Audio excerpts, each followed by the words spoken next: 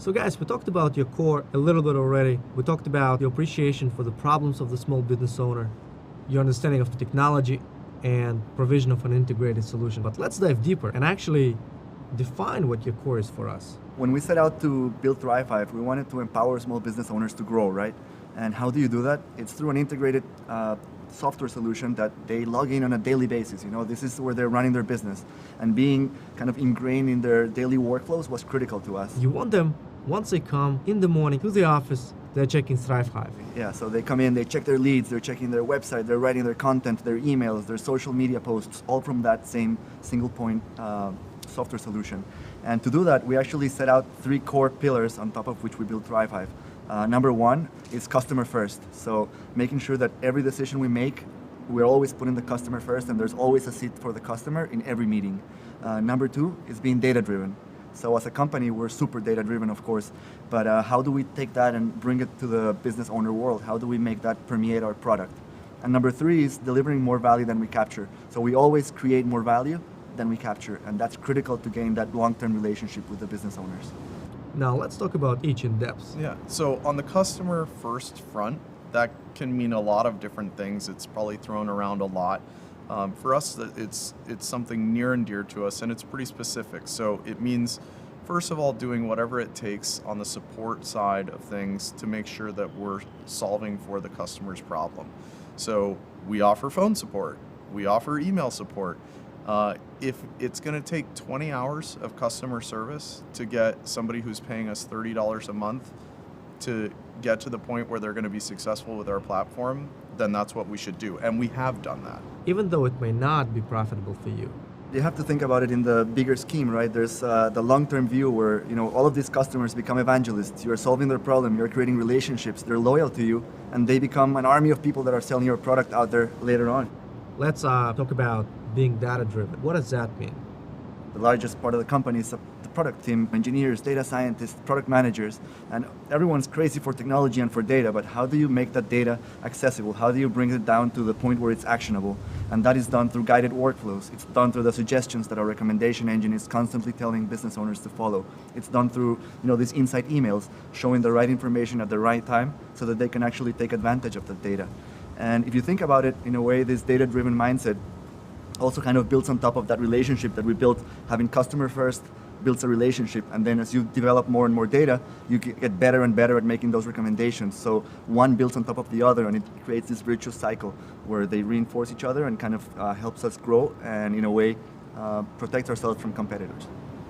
And hence, your third pillar, create more value than you capture. You want to help your customers succeed, and you win only when they win. Yeah, absolutely. I think especially when you're talking about the small business space, there's been a long history of a lot of companies selling a lot of different things, and not all of them have always created more value than they capture. And we see those as fundamentally unstable models. And so we've focused really on making sure that we consistently generate that value. Our pricing, we've never changed, right? Since we actually rolled it out, that's the value capture is our pricing. And yeah, it's in the ballpark. Is it perfect? No. We'll fix that later. It's much more important if you want to tackle this market to get the value creation right. Yeah, I mean, it's dangerous to get caught up in the optimization stage, right? Like you might start looking at how can I get that extra dollar of average revenue per user, kind of get hung up on the ARPU and the MRR. But in a way, first of all, we're like 10 times in terms of how much revenue we capture from our customer base because we create that much more value than the competitors in the space.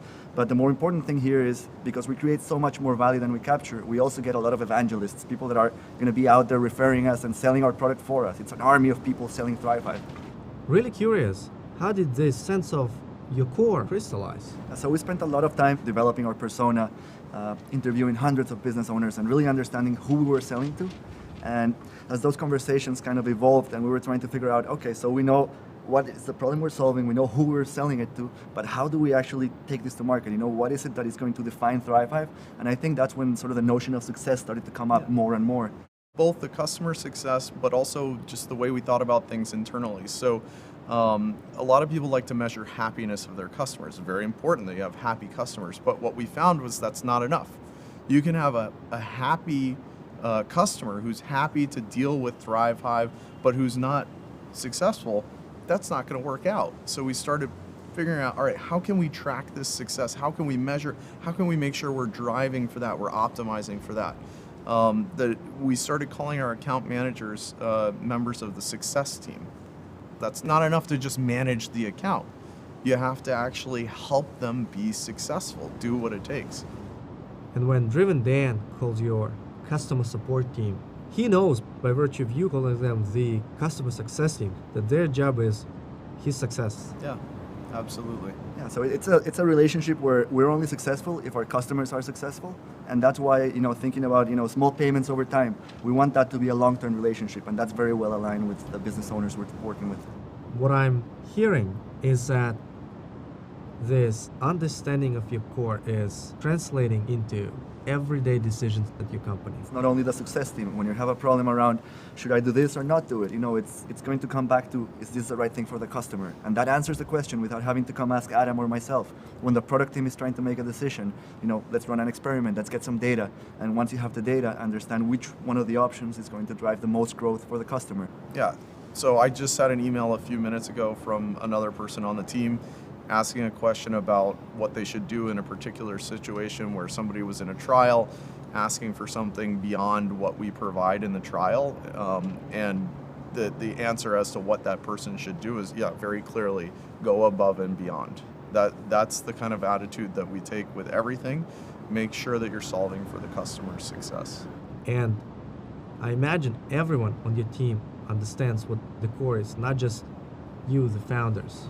Yeah, absolutely. That's clearly communicated in everything that we do and everything that we ask of them. Yeah, I think as we've built the team, we've also looked for people who can really relate to small business. They feel the same passion that we do for helping small business owners.